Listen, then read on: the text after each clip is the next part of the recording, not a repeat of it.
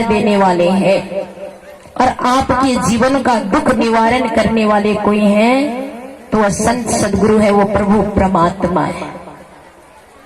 प्रभु परमात्मा ने हम आपको बड़ी कृपा कर मनुष्य का शरीर दिया भगवान का भजन करने के लिए, और भगवान का भजन को छोड़कर हम आप संसार के प्रति इतना स्वार्थी बन गए, इतना स्वार्थी बन गए, उसी स्वार्थ के पीछे अपने मानव लीला को समाप्त कर देते।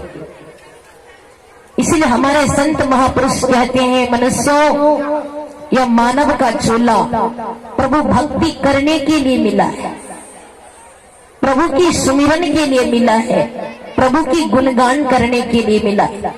जो प्रभु का सुमिरन और गुणगान करता है ना, प्रभु उनके साथ होते, और जो प्रभु के गुणगान करने वालों का निंदा करता है, फिर याद रखना उनके साथ तो ऐसा अनहोनी होती है जिसका ठिकाना नहीं। एक गांव में एक व्यक्ति अपनी पत्नी से परेशान हो गए, बहुत टेंशन होने लगा, तो मन में सोचा कि ये सारी टेंशनों से मुझे मुक्ति कैसे मिलेगी। उस टेंशन से मुक्ति पाने के लिए, जीवन में शांति पाने के लिए बगल के गुरुद्वारा में गया और गुरुजी से दीक्षा ग्रहण कर लिया। गुरुजी ने बोला त्रिकाल संध्या वंदना करते रहना है। बोले जी गुरुदेव। वह भक्त घर आया और ब्रह्म बेला 3 बजे ब्रह्म मुहूर्त में ध्यान करने लगा। फिर सुबह नहा धो करके भी ध्यान करता था घूंघट लेकर, ताकि मच्छर उच्छर कुछ ना काटे। उसके बाद संध्या के समय में भी घर के कोने में बैठ के ध्यान अभ्यास करने लगा। उनकी पत्नी देखती है 2-4 रोज से कि आखिर आजकल इसको क्या हुआ है। घर के कोने में बैठते हैं और चादर ओढ़ के अब भीतरे भीतर क्या करता है, कहीं कोई टोना जादू तो सीख नहीं लिया हमें घर से निकालने के लिए। पत्नी पूछती है कि आजकल आपको क्या हुआ है, घर के कोने में घूंघट लेकर के बैठते हो घंटों। तो उनके पति कहते हैं शांति पाने के लिए मैं ध्यान अभ्यास करता हूँ, गुरु से दीक्षा ले लिया हूँ। बस इतना सुनना था कि पत्नी बिगड़ गई। बोले कौन बोला, कौन बोला आपको साधु के चक्कर में पड़ने के लिए।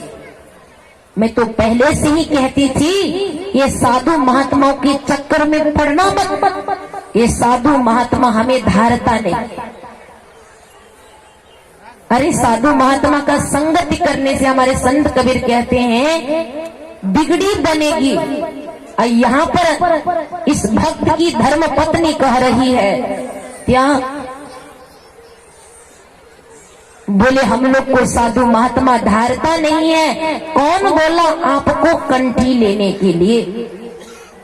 जाइए चुपचाप अपने गुरुजी के पास और कंठी घुमा के दे दीजिए। कंठी घूमता है क्या, कंठी घूमता है नहीं घूमता है, पर घूमने वाला गुरु जरूर दुनिया में निकल गया। खाने का मन हो तो कंठी खोल लेना, खा लेना, फिर नहा लेना, फिर कंठी पहन लेना। पर जब कंठी ले लिया जाता है तो कंठी घूमता नहीं है। पत्नी ने जिद किया कि जल्दी जाओ और कंठी घुमा के घर आओ, नहीं तो घर में मैं रहने आपको नहीं दूंगी। बेचारा था जोरू का गुलाम, पत्नी का गुलाम था, पत्नी के वश में रहने वाला। बेचारा के साथ इतना नाइंसाफी हुआ 2-4 रोज कि घर में उनकी एक गाय थी, वो मर गई। पत्नी को तो मौका ही मिल गया। पत्नी कहती मैंने कहा था ना आपको कि ये बाबा जी सबके चक्कर में मत पड़ना, आप पड़ गए। देखा 5 रोज नहीं हुआ घर में एक दूध देने वाली गैया मर गई। सब आपकी करतूतों के कारण। कंठी नहीं लिए थे, कुछ नहीं हुआ था, अब कंठी लेने का 5 रोज नहीं हुआ, घर में गैया मर गई। अब तो मैं घर में रहने नहीं दूंगी आपको, जब तक आप कंठी घुमा के नहीं आएंगे तो इस घर में आप रह नहीं सकते। बेचारा ने विचार किया, थोड़ा माहौल शांत बनाइए, जिनको जाना है शांत से उठिए और चले जाइए। बोली कौन से श्री सदगुरु महाराज की। कुछ ऐसी ही परेशानी हो जाती है तो सत्संग बड़ा लेट से शुरू होता है, तो हमको भी लेट से ही बोलना पड़ता है। इतना खर्चा के थोड़ा बोलेंगे नहीं तो फिर आप लोग कहेंगे देखिए ना नेपाल से आई है, कितना स्वार्थी है ना।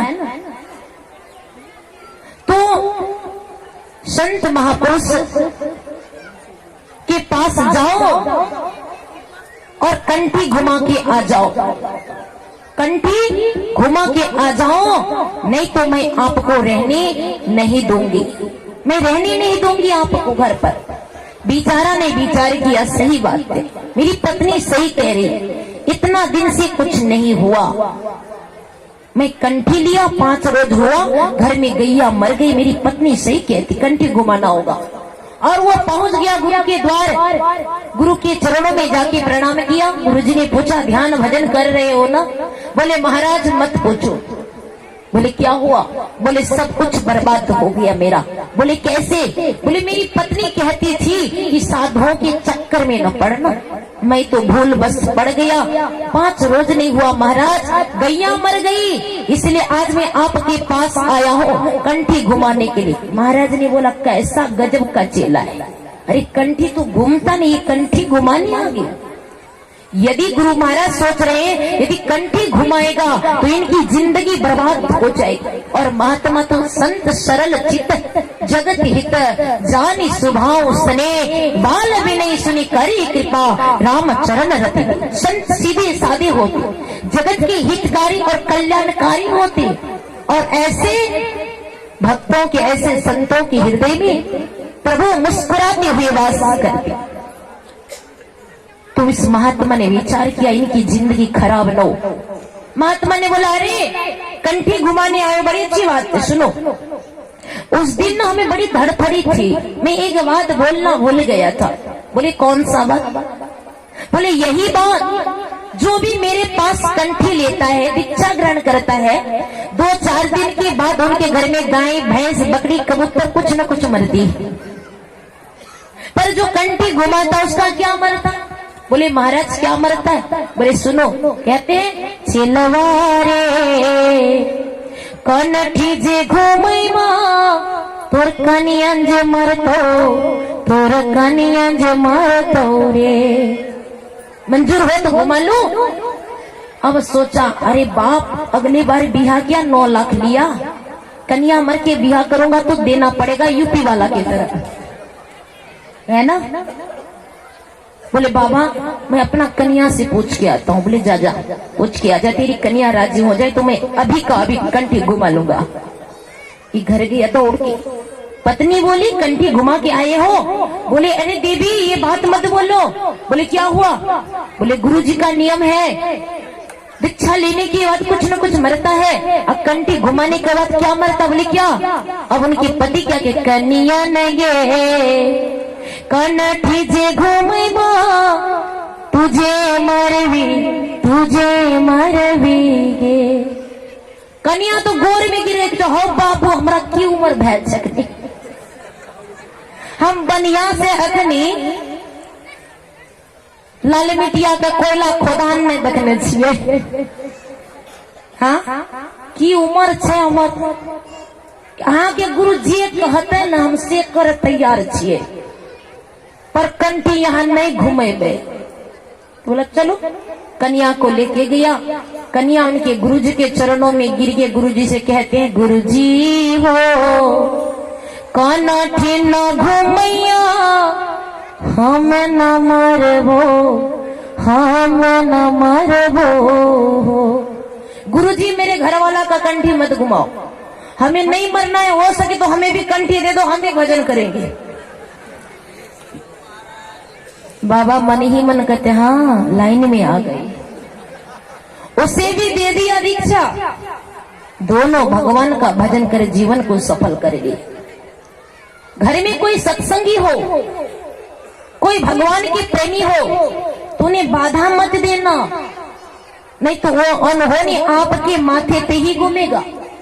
अरे मीराबाई राठौर की रानी, उनके साथ नाइंसाफी बहुत किया उनकी सास ने और उनका अपने भसुर राणा ने। तब राणा से मीरा कहती है, राणा अब ना रहोगी तेरी हटके, साध संग मोही प्यारा लाग्यो, लाज गयो घो घटके। राणा जी अब ना रहोगी तेरी हटके, अब तेरी हट पे रहने वाली नहीं है, क्योंकि मुझे ना चाहिए रेशम की साड़ी, अब ये सारे चीजों को मैं पट तेरे रेशम की साड़ी और हीरा जवाहरात मुझे नहीं चाहिए। तो राणा ने पूछा तुम्हें चाहिए क्या? तो मीरा कहती मेरे तो गिरधर गोपाल दूसरो ना कोई, जाति सिर मोर मुकुट मेरो पति सोई, तात मात भ्रता बंधु आप नो न कोई, छाड़ी दई कुल की काने कहाँ करी है कोई, मेरे तो गिरधर गोपाल दूसरो न। राणा ने बोला मीरा तू सब कुछ ठुकरा रही है, बहुत पछताएगी। तब मीरा कहती है भक्ति देखी राजी हुई, जगत देखी रोई, दासी मीरा लाल गिरधर तारो अब मोही। हे गिरधर अब संसार की आंसू का मैंने परित्याग कर दिया, तेरे शरण में मैं शरणागत। देखो तो मेरी सास भी मुझे बाबरी कहती है कुल नासिनी, मेरी सास भी मुझे कुल नासिनी कह रही है। हे गिरिधर मुझे अपने पास बुला लो। हर भक्तों का भक्ति कैसा होना चाहिए। एक बार अकबर बादशाह और बीरबल कहीं जा रहे थे, एक सरोवर था, उस सरोवर में थोड़ा सा जल था और हंसनी उसी सरोवर के पास पहुंचे जल पीने के। दोनों बड़े प्यासे हैं और एक दूसरे से बहुत प्रेम है। दोनों में से किसी एक को वह जल पूरा होता, प्यास बुझता, तो हंस कहता हंसनी तू पी ले। हंसनी कहती है हंस तू पी ले, तू जिएगा मैं मर भी जाऊं तो कोई फर्क नहीं पड़ता। हंस कहता नहीं नहीं तू जी ले, मैं मर भी जाऊं तो कुछ फर्क नहीं पड़ता। इसी में दोनों मरे हुए हैं, जल पिए बगैर। अकबर बादशाह ने बीरबल से पूछा कि बीरबल न बाण लगा है, न घाव है, न कोई पीड़ा है, जल भी पास में पर दोनों मरा हुआ है, क्या बात। बीरबल कहते हैं महाराज अकबर बादशाह सलामत सुनिए, क्या कहते, जल थोड़ा प्रीत घना प्रेम के लागे टूटी कहत गयो निकल गयो रे प्राण। प्रेम की बाण लग गया है, टूटी टूटी कहत गयो निकल गयो रे प्राण। भक्तों के अंदर भाव कैसा होना चाहिए। अरे प्रेम छिपाई ना छिपे, प्रेम छिपाई ना छिपे, जागत प्रगट हो, देखे मुख भोले नहीं, नैन देखे सो रोए। खैर खून खसी वैर प्रीत मत पान, रहमन दावे ना दवे, अजानत सकल जान। इतना ही नहीं कि प्रेम खिलनवा यही स्वभाव, तू चली आवो कि मोही बिलाओ। प्रेम का ये ऐसा रीति है कि हे प्रभु तू मुझे बुलाओ या फिर मुझे अपने पास बुला लो। प्रेम खिलनवा यही विशेष, तू मोही देखो कि मैं तो ही देख, बस तू मुझे देखते रहा और क्या मैं तुझे देखूं, किसी औरों को न देखने दूं, न खुद किसी औरों को मैं देखूं। ऐसी भाव जब भक्तों के हृदय में जागृत हो जाए प्रभु के प्रति, तब क्या होगा जानते, गुरु की मोहब्बत में वह ताकत है जो खुद को फिदा कर दे, गुरु की मोहब्बत में वह ताकत है जो बंदे को खुदा कर दे।